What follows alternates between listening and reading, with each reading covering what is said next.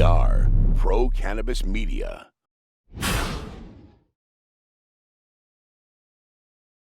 And that was a release from the National Cannabis Industry Association about what's going on in the vaping world. And their executive director, Aaron Smith, will be also in Jamaica. Yep. And it's interesting because we could be with him when the vote for safe banking actually hits the United States House of Representatives next week. It could happen. And speaking of government, I believe the gentleman in the UK government who was in charge of cannabis and CBD health and approval will also be in Jamaica. We're just pitching, Douglas, we're just pitching your CanX left and right. So, again, if you want to go to Jamaica for a couple days and really get into the cannabis world, it's a great trip next weekend. And he convinced me, and I went into my own pocket, and I'm going down with you, and we're my travel partner. This is Weed Talk Live. I'm Jimmy Young. It's going to be like plane, trains, and automobiles. So, Curt, yes. When I say I'm Jimmy Young and the camera's on you, you come back with I'm Curt Dalton. Thank you very much. Goodness gracious, we'll get you up to speed soon enough. Those on pillows. That's right. And wait, the empty seat. That's for Bruce Linton, isn't it? I'm sorry. No. He's going to fly in next week. We should just put up a mannequin or his face or something like that. He's in trouble on the weekend. A couple of other news items I want to throw out here. One is, are you familiar with Charlotte's Web? Yes. Okay, so the Stanley brothers from Colorado have earned the first, it's weird. First I thought CBC Medic had a patent on CBD, and now I'm reading the first ever patent for a hemp plant. A hemp plant with that is 6.24% CBD and 0.27% THC. And I use Charlotte's Web oil every morning with my orange juice, and it really has helped the aching of my ridiculously gross arthritic hands. And I won't put them out to the camera again. Oh yes, I will, because one of our viewers texted me the next day. I have had nightmares about arthritic fingers. That really scared me, Francesco. I'm really sorry about that. Anyway. Yeah, it was actually one of our more popular articles. We did the Man on the Moon with the marijuana flag in the moon, first ever type. We went with the astronaut theme on that. And just to really, the fact that was so interesting was the U.S. Patent Office approving this type of thing, because that's where the logjam and the federal government has said, nope, can't do anything, can't trademark, you can't patent a marijuana thing. It's a Schedule I drug. So you're going to see more of this as hemp is now legal and CBD is taking over the world in popularity. You're going to see now not just the branding and the differentiation in brands like a Charlotte's Web, but you're actually going to see the strains saying this is us, and we now have a patent from the United States federal government on a CBD strain. Right, but it's still a Schedule I drug. It has no medicinal value, you know. The U.S. has a patent on it as well. So the government is being exposed of the hypocritical situation that they are put us all in. You know, they've really created a mess, and I just don't know what's going to happen. One of the interesting things about the Safe Banking Act is that a lot of the cannabis advocacy groups don't want it to go to a vote because they're using the public safety and banking as a leverage to get other things passed. And I don't know. To me, it's like, can we just get one win? Can we just get one win? Can we just open up the banks, please? You know, by the way, we need a bank account. What can I tell you? Yep. You know, I'm just trying to do business, right? And as the listeners and viewers may know, Marijuana Moment, great. Tom Angel. Yeah. Great website and Twitter to follow. They literally, their niche is in Washington, in the subcommittees, at the hearings, talking to the senators, talking to the reps. And as they posted tonight, the way they're getting Republicans on board, do you want to tell the story, is guess what they added into the Cannabis Safe Banking Act? Go ahead, Curt. Protection for guns, because of course, that's what you need with the Marijuana Safe Banking Act is firearm protection, because what they don't want to have to happen is their guns raided. So literally, in order to get more Republican support, they have added in that this banking act protects firearm dealers, and it makes no sense. And right, well, no, it's free society and it's our government. It doesn't make sense, and it's embarrassing. I keep telling people this. I've never been so embarrassed to be an American. I really am. I know it's a free country. It's the best country in the world and all this, but come on, stop trying to make it all about you. Okay, think of others, Mr. Politicians down in Washington, D.C. Speaking of which, next week is National Expungement Week. The Massachusetts Rec Council is involved with a whole bunch of events next week in the greater Boston area because they're trying to get all the weed records, people that have been incarcerated, the people who have been behind bars for getting busted for a joint or half an ounce, and they've been in jail for too long, basically, because it's ridiculous. Now they want all those records expunged. And we can get into prison reform. We could, but, I'm going to try and avoid that one because I too, am pretty upset about what's going on in our prisons as far as that goes. But next week will be National Expungement Week here in Boston. Just Google it and find out where all these events are. It's certainly worth it. They're all over the state next week, too. It's long overdue. The 18 years for 18 grams is ridiculous. And I don't want to make it a political show. I picked on Republicans. The economy's booming. A lot of these people can't get jobs because of a previous cannabis conviction that has no material effect on who they are today or what they're doing in work. So it would be great for the economy as well. Give props where it's due.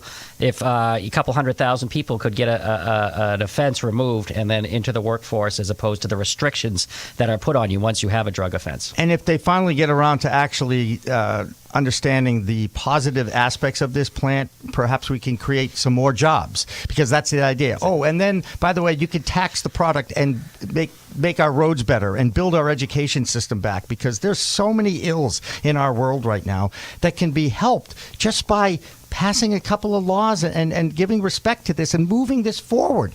What did Tom say? I think there's 1,100 bills that have something to do with cannabis in the United States Congress at this time. And the closest one that's about to go and get voted on, because we had to have gun protection added, is the Cannabis Safe Banking Act, which is still, even with the gun provisions put in, if it gets the right amount of Republicans on, it's what's called a fast track, where it can be approved very quickly, and that's what they're going for. Like you said, can we just get a win? Can we get a first down?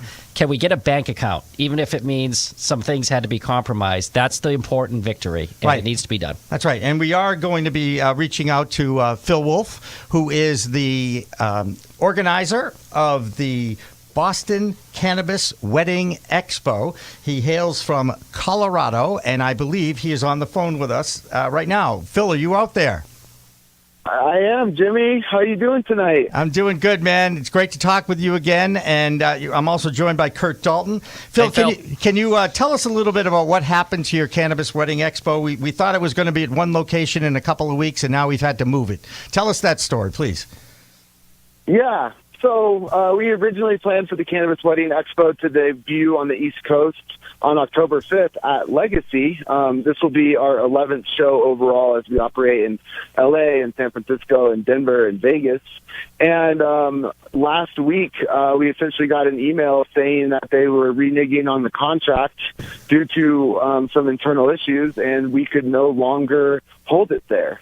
And so that's kind of a common story in the cannabis industry a lot of the times, unfortunately. You try to do legitimate business with people, and then you get kind of treated as an illegitimate company because it's still federally illegal. And so people kind of go and, do things like this, unfortunately. But we're looking at it as an opportunity, as we found an amazing venue that we relocated to in Cambridge, and we'll be doing it at the Sheridan Commander on November 10th. So we're really excited about working with them and, working for, a big chain of hotels, obviously, with the Sheridan. And we've already talked with the city of Cambridge, and they're on board with our model. And so we're just going to use it as an opportunity to make it bigger and better. Phil, Curt with Cannabis.net, our viewers are looking at a very handsome picture of you, and it says Cannabis Wedding Expo. Let's take a step back. What is a Cannabis Wedding Expo, and what would a bride-to-be expect to go to this to learn and to see? Yeah, absolutely. So the Cannabis Wedding Expo is a one-day business-to-consumer event where we bridge the gap between traditional wedding and specialty cannabis products and services. So, a bride can go there and talk to wedding services that are cannabis-friendly. And now you can see the finish line, I'm guessing, so you're getting even more excited about that. Yeah, you, again, walk down the aisle or while you're getting ready for your big day. So you can find all of those services that are friendly. But then you also see a lot of unique cannabis products as well, and up-and-coming services such as bud bars, cannabis infusion chefs, cannabis florals, but also a lot of, vape, different types of vaporizers, luxury cannabis products, all over the board. The creativity that's coming into the cannabis industry each and every year that we've been producing this just amazes me. So you mentioned the Sheridan as part. We're showing your video now. I don't know if you can see it, and we're looking at it. How are the national hotel chains? Where do they stand right now? Is it just in legalized states that a bride could infuse her wedding, for lack of a better phrase, with cannabis? How's the Sheridan as far as events? Are they saying absolutely if it's your choice, or what's your feedback as far as where they can do it? Yeah, so we, our event is non-consumption, so there's no THC consumed on site, so they're okay with us with what we're doing. I haven't had the conversation with them yet if they would allow, people to consume cannabis on site of one of their locations if it was a private event, because, the way that this works is, weddings are private events, and you are allowed to share cannabis. So a bride, could provide an ounce of cannabis to be shared within her guests. I've been at weddings, Phil, just so you know, there's been an edible bar. Okay? I'm sorry. It was there. I did not partake in that, by the way. I passed on that. Yeah. But anyway, I want to ask a question about your experiences with other cities around the United States with this event. Has this ever happened to you before?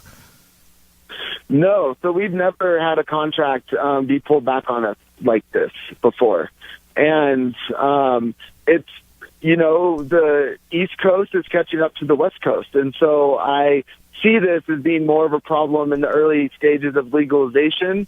And, a couple of years down the road, people really seeing that that legalization is working, that recreational adult use is working, and they are going to open up more to it. So there are hotels in Colorado now that are cannabis friendly. The Crown Plazas in downtown Denver is the place that the tourist companies bring people, and they can actually rent out a vaporizer package at the front desk and consume in their room. So it is, the minds are changing, and I think the major reason minds are changing is because it's working. Being in Colorado and seeing how legalization has dawned on us for over 5 years now, I would think that the majority of Coloradoans say that it's working. And I'm doing a lot of work right now on the state level in regards to the cannabis hospitality bill that the governor signed recently, and cannabis restaurants and social consumption lounges are going to become legalized in 2020 all across Colorado. And working with the state agencies, it's been amazing to hear them talk about how they want to make this hospitality bill a very viable business option for people, and they want to create successful business models out of it. And so it's just to hear that tone coming from the state government is just so refreshing. And I really hope that this bill is written up the way that it should be, and the regulations are drawn up, and Colorado can be looked at as another model of how you can do this the right way. Bill, we just saw some more video of some of your events. What's the wildest thing out there you've seen, or the funniest? Are we talking edible garter belts, or what's the thing you walked by one of the vendors and said, no way? Wait a minute. Hang on a second. Did you just bring up edible garter belts? Did I hear that? I'm asking Phil, what are we looking at here for the craziest thing you've seen from a vendor at one of your shows? Well, I think you just came up with a business idea, and I think you should be presenting your company. We still have a couple booths left open, so November 10th. Hold on, uspatentoffice.com. Okay, we're good. Yep. How do people find out about your event, Phil? People go to cannabisweddingexpo.com. You can go to Instagram and cannabis_wedding_expo. Those are the two best ways, to find us. As far as the wildest thing I've seen, I think it all comes down to perspective. And one thing that I love about the cannabis culture is that cannabis is meant for everybody. And so you see a wide variety of products and services at our events that, pertain to all sorts of walks of life. And so I'm sure there's some people who like some edible garter belts, at our heard it here event. first. But there's, yeah, we did. I did. This is the first place I heard it. So you'll always get credit. Always for be that. thinking. All right. All right, Phil Wolf, the co-founder and CEO of the Cannabis Wedding Expo. Thank you so much Thank for you, Phil. joining us from Colorado and enlightening us a little bit about a new normal in Colorado. They've been around for 5 years of adult use rec, and now everybody's kind of accepted it, and we're still not even at a year yet, right? I mean, November 20th, November 18th or the 20th? 18th, I think it was the 20th. 20th. I think it was the 20th. I don't know. That's when it all started, people. All right, you're actually listening and watching We Talk Live. I'm Jimmy Young. And I'm Curt Dalton. I see how quickly he picked these things up. He's like a dog. You can teach him old new tricks. It's the way you work. We zig, you zag. And we are still we are going to have one more phone call with a chief science officer of CDX Labs. I know we're expecting that, and we'll connect with Dr. I call her Doctor, because she's got a PhD. Yes. Well, and she got a little embarrassed by it. I said, okay, so Brianna works too, Brianna Cassidy, and she is involved with CDX Labs, and someone I met earlier this week at one of the Boston Cannabis Week events. And, again, let me just tell you a little bit about her, because I know we're going to be able to get out to her. A PhD in analytical chemistry. I just stop right there. One of the smartest people I've ever met in my life. She got into a conversation with another fellow scientist, and I swear, and people, look, I was a sports guy. I admit it, okay? But I did graduate from college, and I swear to God, I didn't understand, 20 words they were using. I know it. It is such a new world out there when it comes to the cannabis plant and how they affect the DNA of the plant. This is a living thing, and it's just amazing to me. We are having wicked smart people on tonight, so. As opposed to us. Yeah, exactly. We're just a couple of guys that like to talk sports and weed and what have you. We're going to Jamaica. I don't know what everybody else is doing. I know. All right, Brianna Cassidy, how are you? I'm doing good. How are you guys? Good. Excellent. Thank you so much. We've had an amazing show tonight. Roger Berkowitz was super with us. We've had David Rabinovitz with us. We've had Chris Liska, another chief science officer, and Jordan Tischler joined us to talk about the vaping crisis. Brianna, tell us a little bit about CDX Labs and a little bit about your analytics team, because as I read more and more about you and your incredible accomplishments, I'm more and more amazed. So tell us a little bit about what you do with the cannabis plant, because you're testing everything, right? Yeah, that's right. So we are the third-party independent testing lab that ensures products made by the marijuana establishments meet the state requirements. And we are one of 3 testing labs that are accredited and licensed to test medical cannabis, and one of only 2 in the state of Massachusetts licensed to test recreational cannabis. And on top of that, we've got the Department of Agriculture hemp license for testing everything that they need tested too. So we're very, very busy. How many tests a day that comes through the CDX Labs? How many? What kind of turnover do you have there as far as efficiency of doing tests with the different varieties you have? Oh wow, we test anywhere from 100 to 200 tests a day. Wow. And we're looking for anything from pesticides to heavy metals, and of course we're also quantifying the cannabinoids and the terpenes. The terpenes make the cannabis smell and taste like it does. And we've got 8 different tests that we do, and we test anything from suppositories to chocolate to flour. Jimmy would like to come in for the suppository test. I was waiting for that. I was waiting for that. And you set him up perfectly too, Brianna. I just want to say. So I understand that your work has resulted in 5 patents, 13 publications, over 30 scientific conference presentations, and your team has over 90 years of combined experience in analytical chemistry, toxology, and pharmacology. I'm guessing you're not talking about Antonio Brown around the office. No, we are a very big group of nerds.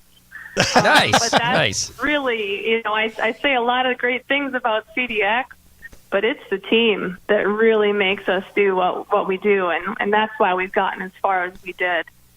I've been in your lab in Salem, and you were one of the most excited scientists I've ever seen by the equipment that they had just purchased. So let me ask you, tonight has a theme of vaping, and the questions that have been asked to our science, our wicked smart people. Is it vaping or what's being vaped, and what do you have to say about what's going on? Ooh, that's a good one. It's the only good one he's asked all night, Yeah, by the way. like I just 0 for want to say. 7, thanks. But go ahead, Brianna. Yeah, there's one culprit that's been used as the scapegoat up till now, the vitamin E acetate, and that's actually what's used to get the cannabinoids in a liquid that's used in the vape itself. And we're creating a test to look for that. But, you've got a good point. You're looking at the cartridge itself. There are metals and lubricants and who knows what types of additives are there that could be working in concert with compounds that are inside the cartridge. And on top of that, you're combusting all that mixture. So you've really got a lot of variables to look at that could be causing this crisis. Is vaping healthier than smoking? Oh, boy.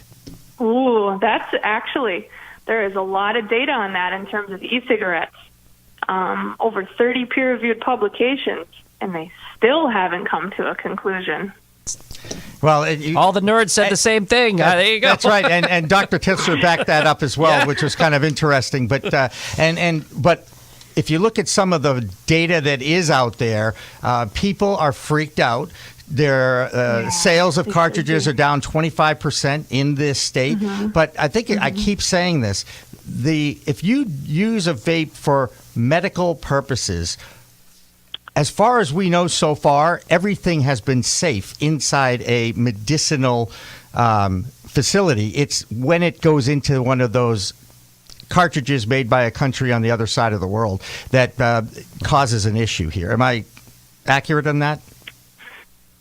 I haven't seen any segregation of the cartridges that cause the problems being from either medical or recreational, but I would assume that that's the case just because with medical products, the testing is usually a little bit more strict. That's not the case in Massachusetts, but in other states, that is the case. So, I think that they might be a level of risk more in the rec market and even more so in the gray and the black market than in the medical market.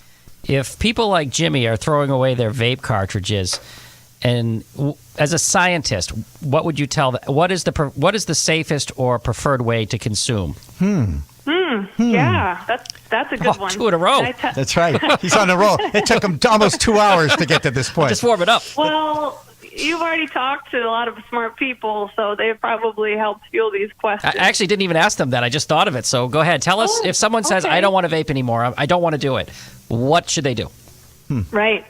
What I would do, since these compounds can cause more acute toxicity if they're inhaled, I would ingest.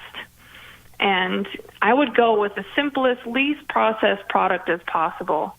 So I would take flour and mix it in with brownies, and I would have pot brownies. There you go. I think that's what I would pick. And I will tell you this, and I'm gonna do a correction and also give them a plug again. Alternative Compassion Services down in Bridgewater, 693 Elm Street. Their brownies are supposed to be the best in the state, according to the Harvest Cup, and I think they had a competition that they won. And their chief science officer, Chris Liska, was in studio with us for a while tonight, Brianna, and everyone says that the brownies there are the best. So I'm going to give a plug out. There you go. And of course, they're not gluten-free, I don't think. I think these are the real deal. These are the real deal. These are the real deal. So, Brianna, look, we've got about 5 minutes left in the show, and Curt and I have a few things that we've got to still kind of get in here. But I just want to, again, thank you so much for taking the time out of your weeknight. I know that you have special company coming, and it was a really kind of a thrill to get to meet you this week and talk with you. And I do think we're going to come up and visit sooner than later. I look forward to it. Please do. I look forward to it, guys. Have a good rest of your show. You bet. Thank you so much, Brianna Cassidy, PhD and the Chief Science Officer at CDX Labs. There's so many elements to this industry. I continue to be fascinated by meeting the different people in it and seeing what everybody does here. And again, that's kind of why we like to do this once a month, Curt, because we get to talk about it and show some respect to an emerging industry in a historic time. Yeah, and as you're seeing legalization not only sweep across the country, you're getting, I don't want to say real scientists, but you're getting mainstream PhD, double PhDs coming to the cannabis side, to the cannabinoid side, to the hemp side, and like the people we had on tonight, it's not back of the matchbook science here. We're talking highly educated people who are working probably at Big Pharma and having other types of jobs coming over and coming to this community, creating jobs, high-paying jobs, and creating education, which is what we need. And the federal government needs more education from people like this. You think they need the education there? Because they certainly made a few mistakes, and they are paying for it now. And, I hold the government responsible for a lot of this vaping crisis that's going on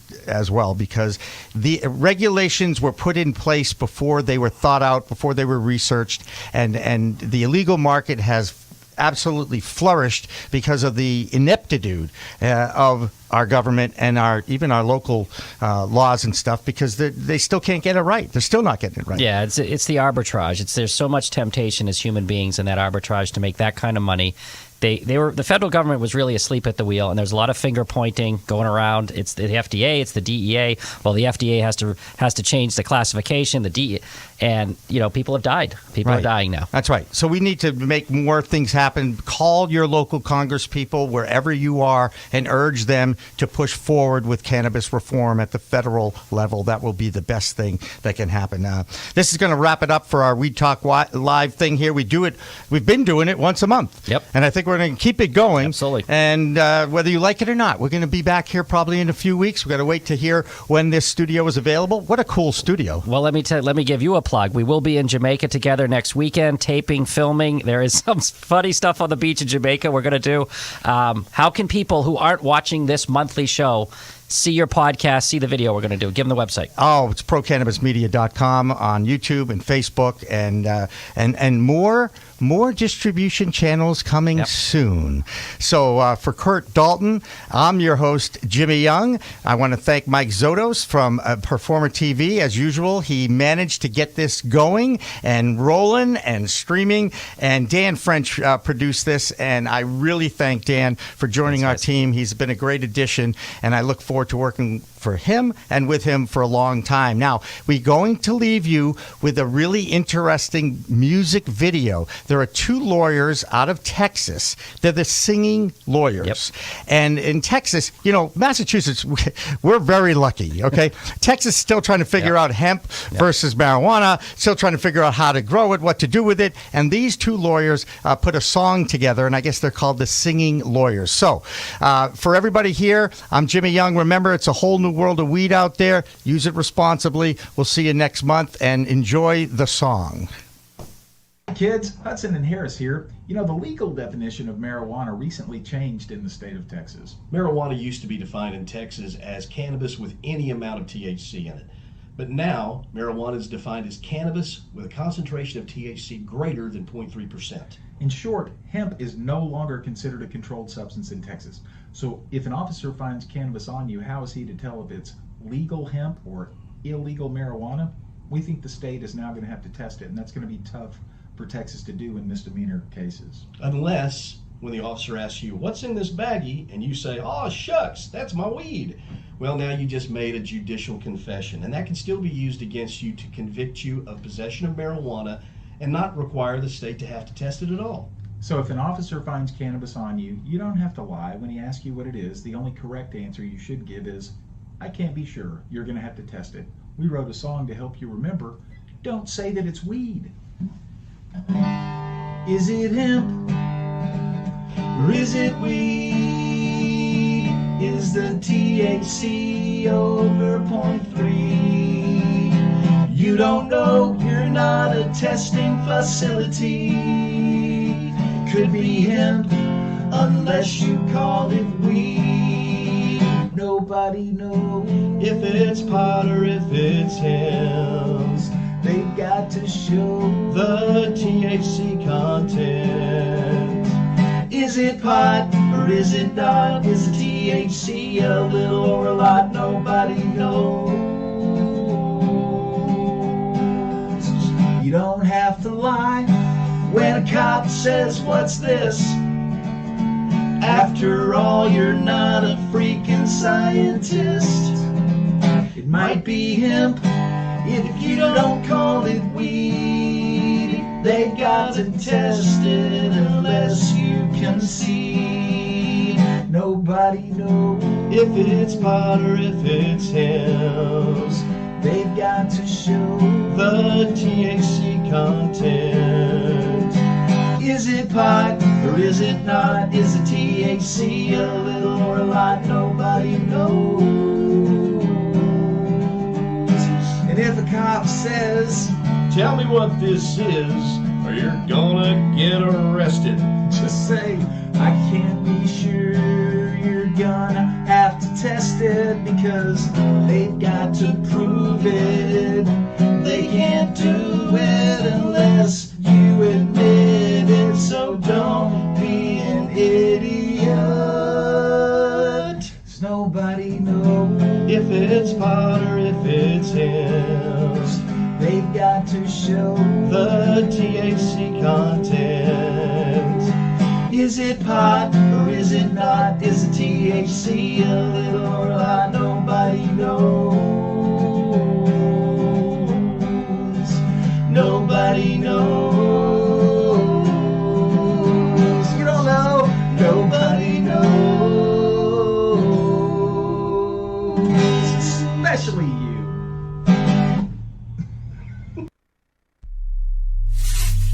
We are Pro Cannabis Media.